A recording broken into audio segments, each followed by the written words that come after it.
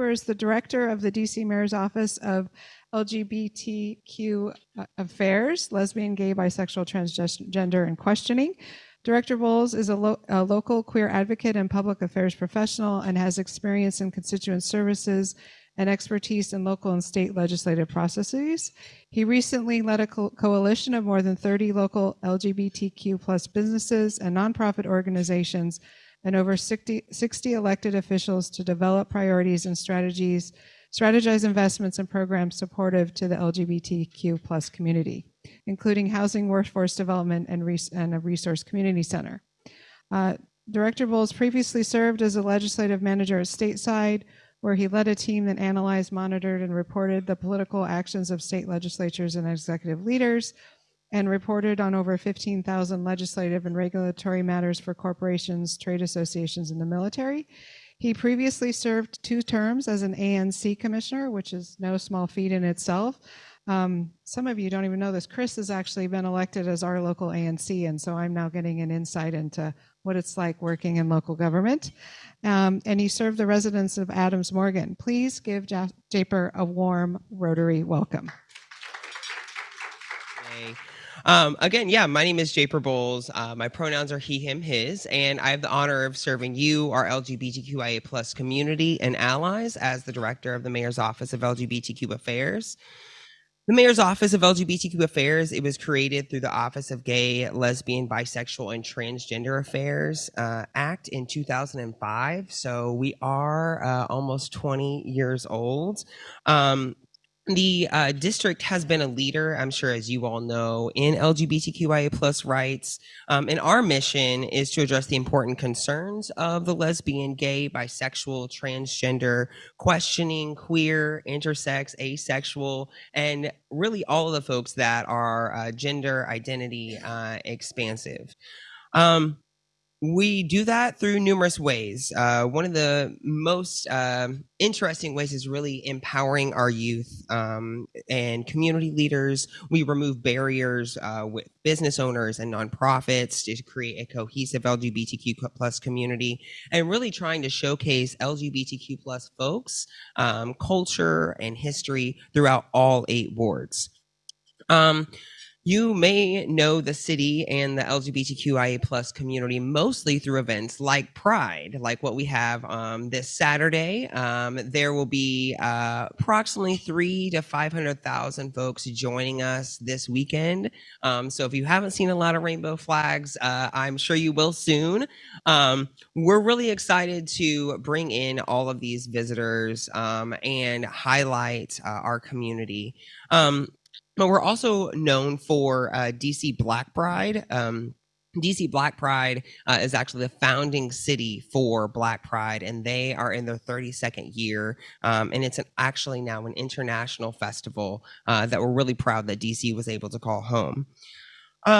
Folks, especially in this area and folks in the DuPont area, may be familiar with the 17th Street High Heel Race. That's actually a event that was started 35 years ago, almost 36 years ago, from local drag performers and members of the queer community who are really just looking to have fun during the Halloween, taking shots in between bars on 17th Street between JR's and Annie's, and now is morphed into a huge event that's sponsored by the mayor's office, and we 6,000 to 7,000 folks join us the last Tuesday of October before Halloween. So we're really excited to welcome the 36th annual High Heel Race, and we're one of the only jurisdictions in the nation to offer this type of and celebrate this type of movement and experience and events. Another big event that I want to talk about and invite you all to is our District of Pride Showcase at the Lincoln Theater. That will be this month, June 29th on Thursday, and I'll have folks send around all the details. But this is a showcase of pride and talent of our queer community, from dancers to singers to drag performers to poets. It really is a showcase of all of the local LGBTQ plus talent, and it is a beautiful, beautiful event. So I'd love to have you all join us. Some key components of the office. I touched on briefly of like what our mission is, but what we actually do. So the core components, we offer nearly $1 million in grants.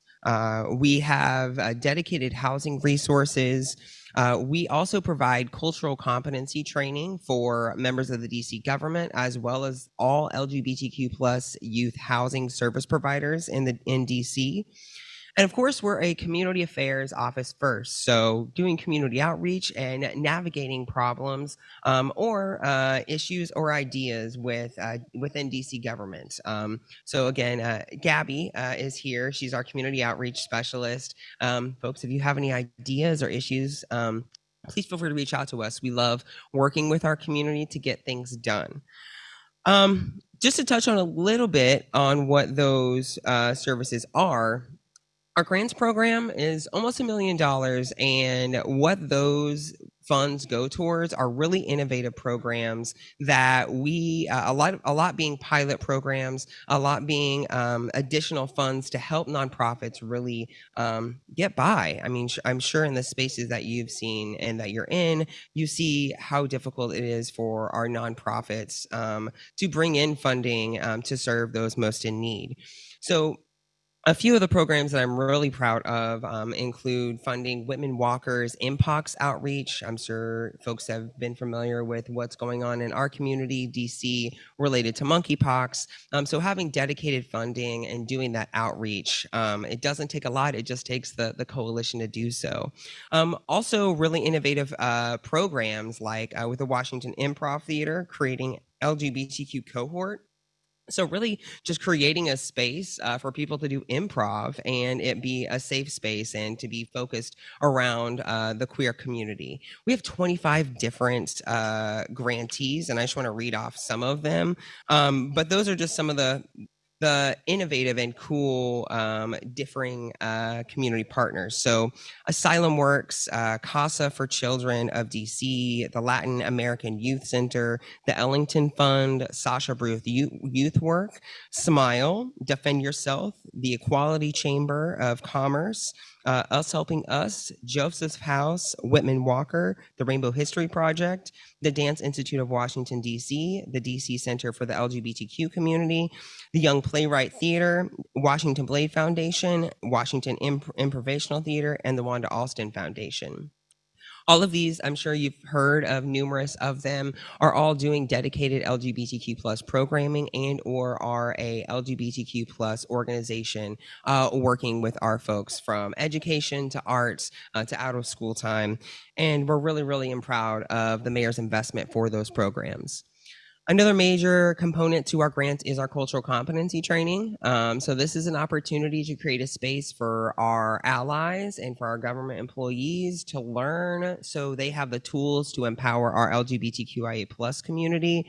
It is a safe space. It's a space for people to ask questions that are meaningful, and so so people can leave the room and leave the training having the tools that they feel prepared to actually help a person through their constituent services or really any interaction. So we're really, really proud to work with the Wanda Alston Foundation as well as LAYC with those programs. Housing. Housing is a big issue, as you all know. Our dedicated LGBTQ housing specialist works with folks who are most vulnerable and are experiencing homelessness and works them through our housing voucher process. We're really proud to live in a jurisdiction to have dedicated housing vouchers for members of the community. And I will let you know it is a process to get folks who are experiencing homelessness through this process. And I'm really excited we have a dedicated person. But Dr. Gina Ruber is doing more than just getting folks housing vouchers. Also, there's numerous home purchasing programs, working with the Office of Tenant Advocacy, really just showing the whole gambit of housing resources that are there for our community. Our office and our mayor know that one of the best ways to get people out of poverty and to keep them solidly in the middle class is to having solid housing resources. The next part, well, actually, no. I mean, we do constituent services. You all probably know about that. If you have an issue, give us a call, whether that be from the Department of Buildings to the ABC, the Alcohol Board. We're here to help. Um, I do also want to just share a little bit about who I am and like what my story is. DC really was the first place that I saw myself. I was born in Oklahoma and I grew up in Missouri, Branson, Missouri, actually. If you're familiar with the tourist area, it is for folks who love gospel, who love country, who love Western music, and there's live entertainment there. And my mom's dream was to be a singer and dancer. And she always told me it was either that or Nashville.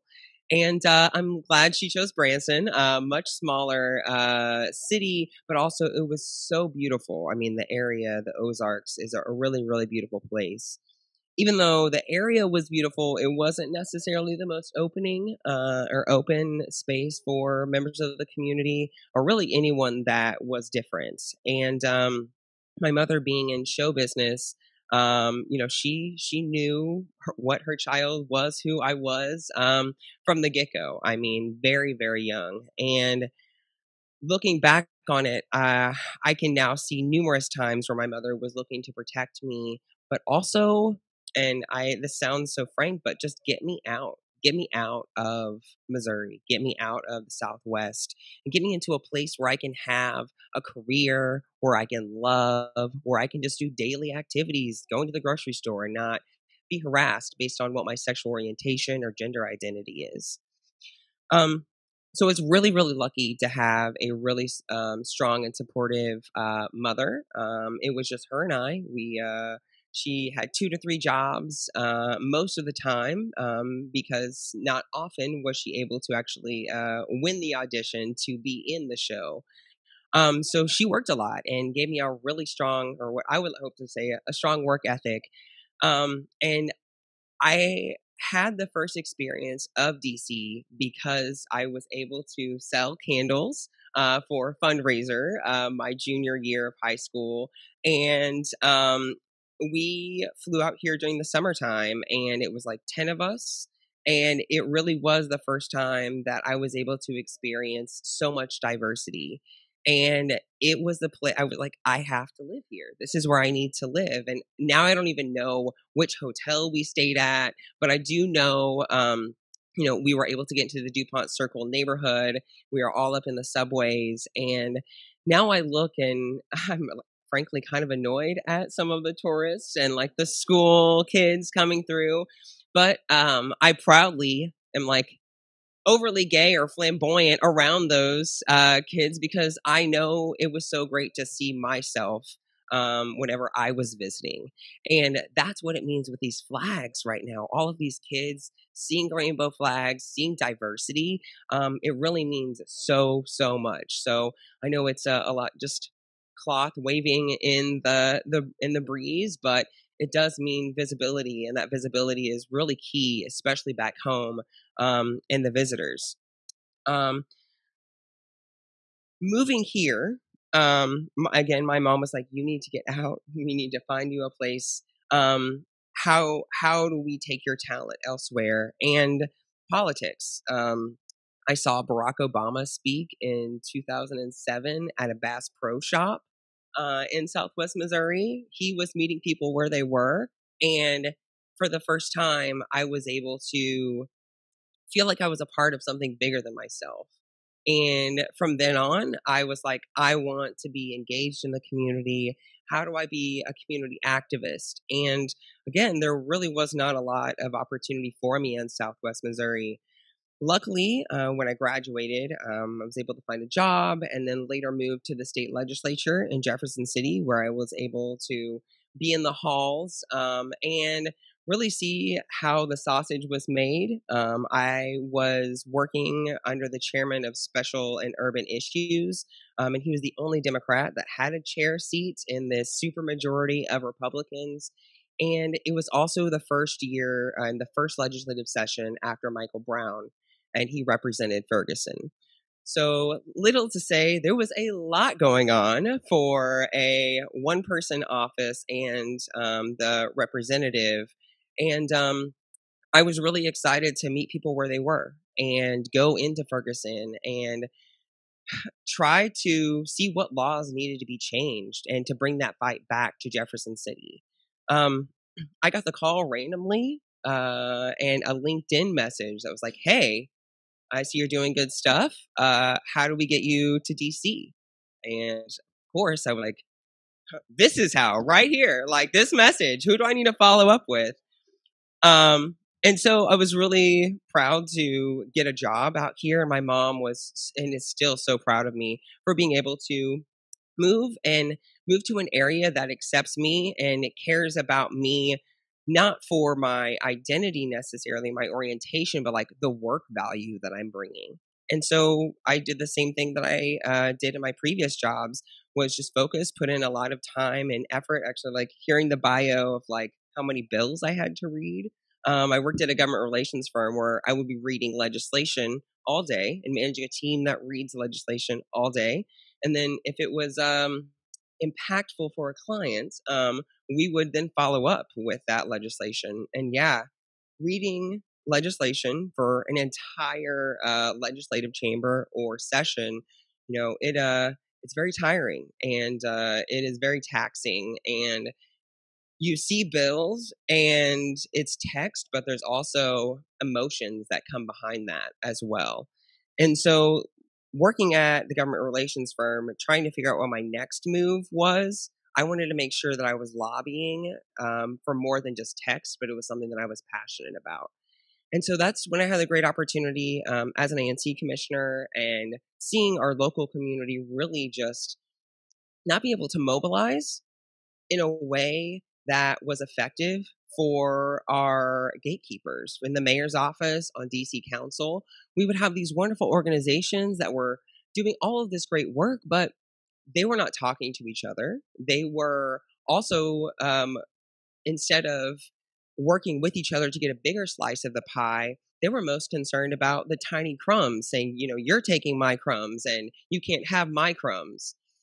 And it's like that in a lot of these spaces. And I was really proud that through the ANC commission and working with other LGBTQ elected officials, we were able to put people in a room and really advocate and say, let's stop bickering about, the crumbs. Like, we want a whole slice of this cake. We want a whole slice of it.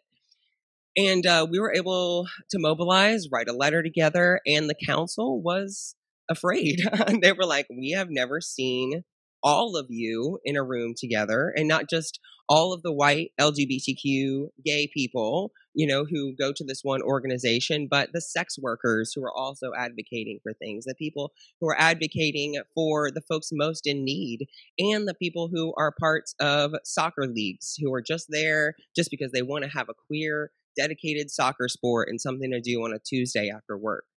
So through that, we were able to get a few $1 million the first year and a few more million the next year. And I think I may have convinced the mayor / irritated her enough to be like, can we hire this man so he can be on our team and we can actually get investments from the community?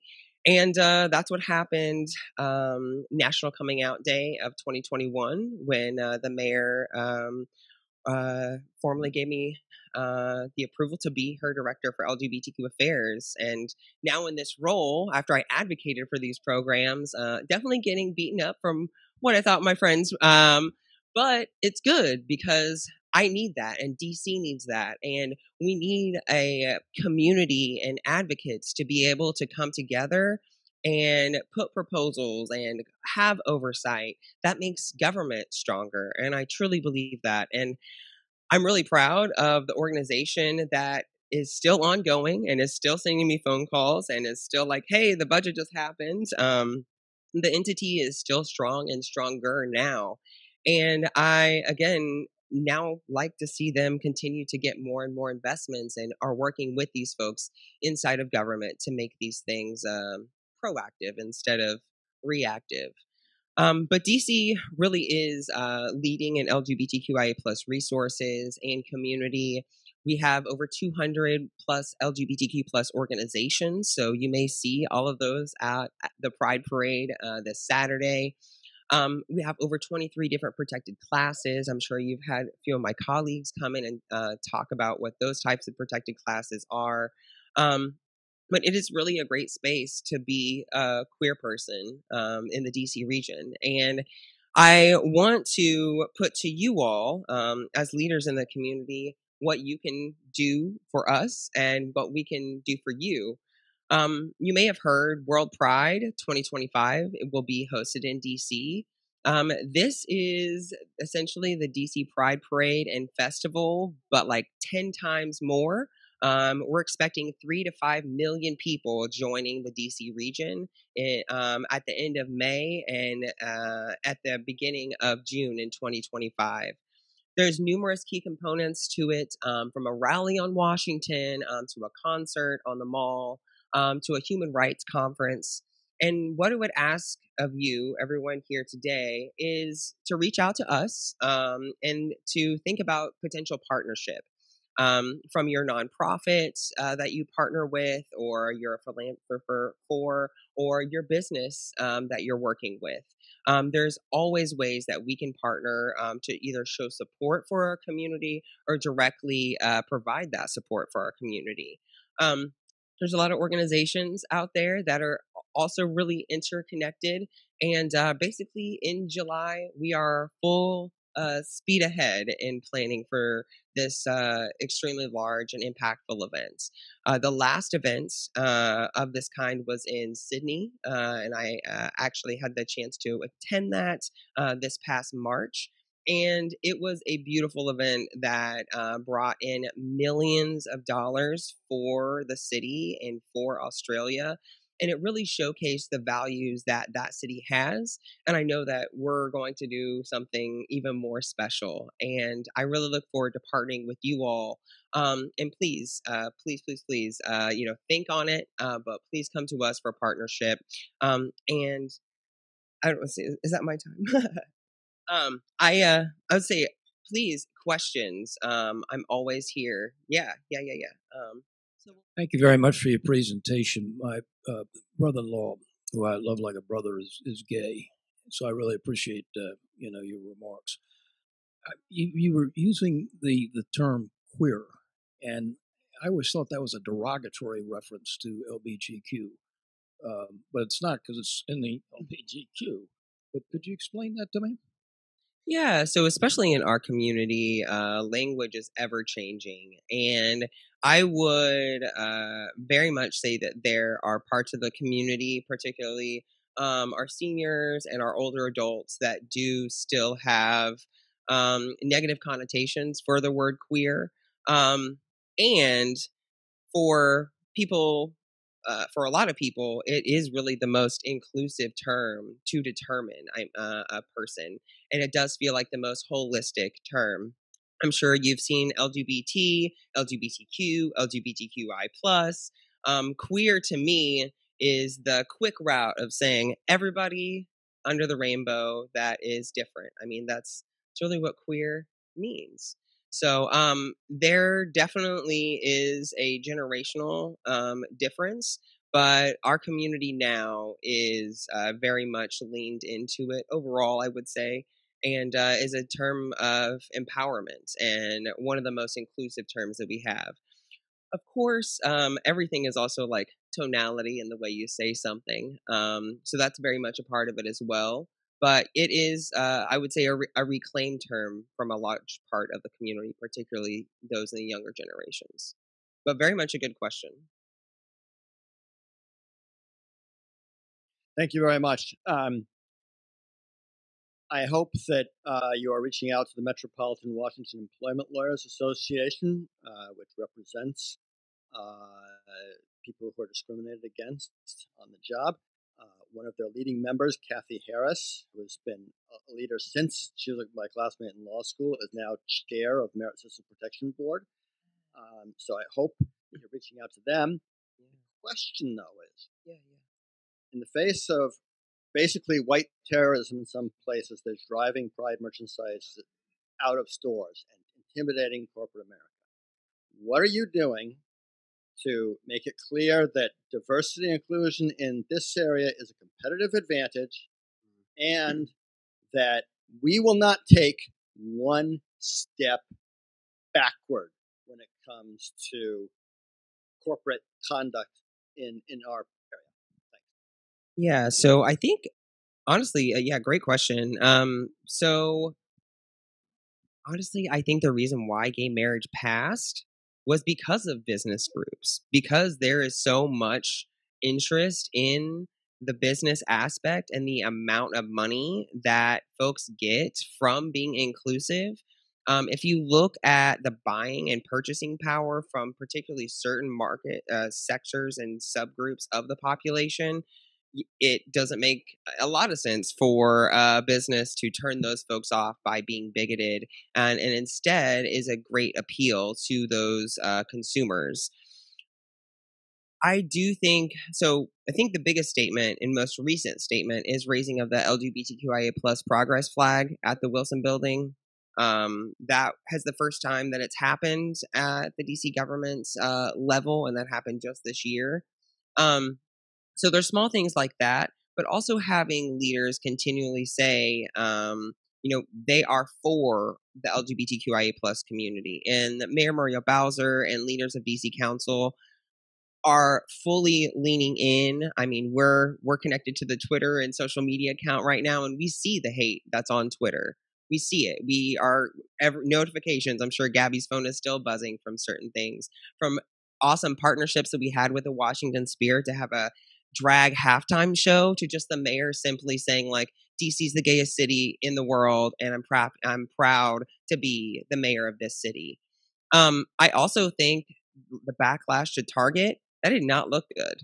I mean, members in the DC region, they were like, really, Target? What are you doing? Like, you've always been there. It's wild for you to come to go back in the closet, really, from their support.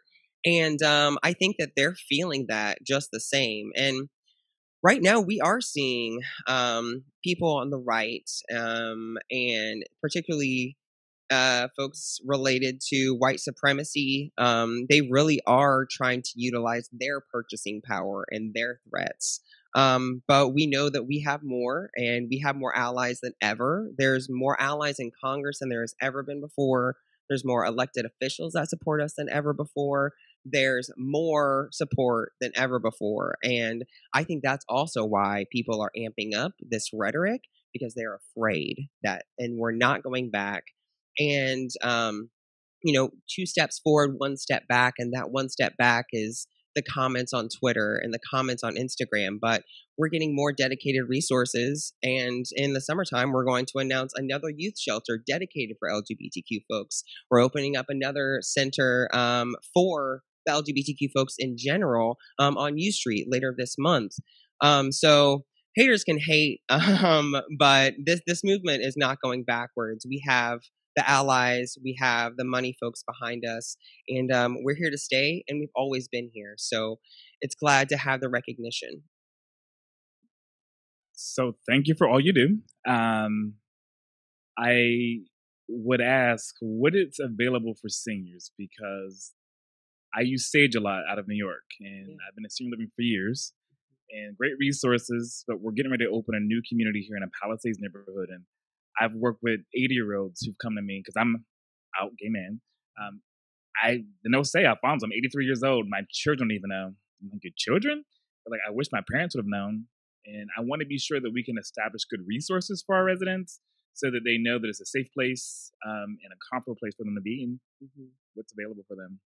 No, absolutely. So whenever I was an advocate, one of the stories that I heard was a couple who survived AIDS and survived the HIV crisis. And they saw their friends and family die.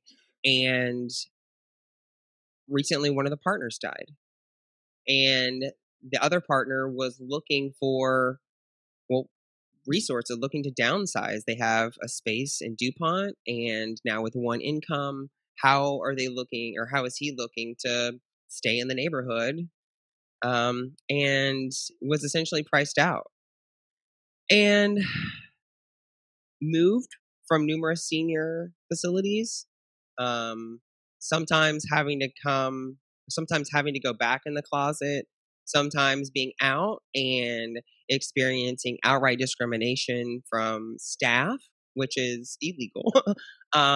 but also from neighbors who can bear on the lines of at least uncomfortable, if not illegal.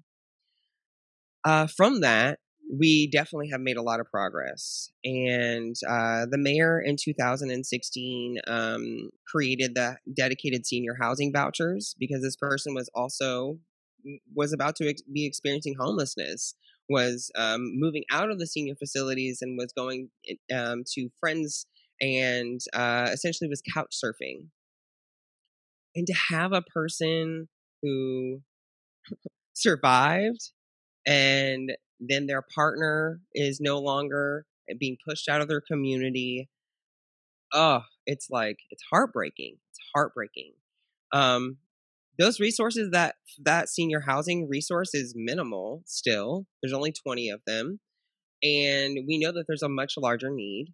From that, we've created other supports. The Department of Aging and Community Living has a dedicated LGBTQ group that meets monthly. The DC Center, they have a great cohort of seniors. Senior Pride will be happening later this month, and I'd love to connect you. Women Walker has been a great resource. And then there's also the beginnings of an LGBTQ village. And that's in partnership with Dr. Woody and the Mary's House for Older Adults. A lot of it is really in the beginning stage, and especially for the LGBTQ community, we really are trying to find out, and just in general, how do we provide more resources for older adults and seniors? That is not just for the LGBTQ community, but in general, if we don't figure this out, I mean, people are living longer, we're having less children, there's going to be a substantially larger older population. So it's not just for our community, but for the population in general, we need to figure out how to work with older adults and make sure that they're culturally competent and opening. So yeah, I will say, like, that person is housed now and has connection. And unfortunately, we still hear those stories too often. There are protections. We passed the seniors living with HIV/AIDS as a protected class in 2021. So for those living in senior facilities, there are requirements for all of the staff and the professionals to undergo training, and there's finding mechanisms. So we really are in that space, but we do need more advocacy. There are groups out there that are doing the work, but of course, we need more. Thank you, Japer. It was wonderful to get to know you a little bit. Don't go too far. So it is tradition in our club that we present all of our speakers with a tree certificate for speaking to us.